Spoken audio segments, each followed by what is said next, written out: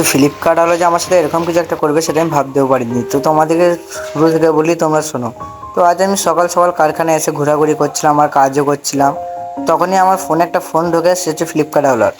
তো তুলে আমি বললাম, হ্যালো। বলছি দাদা, পার্সেলটা নিয়ে যাও। ভাল লাগছে না যেতে, তুমি দিয়ে যাও। আমি কি তো চাকর নাকি বে শালা? ঠিক আছে ঠিক আছে, দাঁড়াও। তো আমি পার্সেলটা নিয়ে চলে এলাম। এবারে পার্সেলটা তোমাদেরকে আনবক্সিং করে দেখাবো কি বেকার শেখার মাল আছে।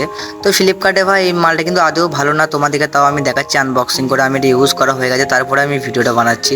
তো অনেক আশা করে মাইকটা কিনেছিলাম, তাও যদি খারাপ হয় তাও ভাই কিছু বলার নাই। তো যদি ফটফটিটাকে ফাটিয়ে নিই তারপর তোমাদেরকে সব বলছি, ঠিক আছে? চলো তারপরে আনবক্সিংয়ের পালা। তো আনবক্সিং করে প্রথমে তোমার একটু লুক দেখতে হবে এরকম, দুটো চোঙ আর একটু কি সব মালফাল আছে, তো তোমাদের সব বের করে দেখায়।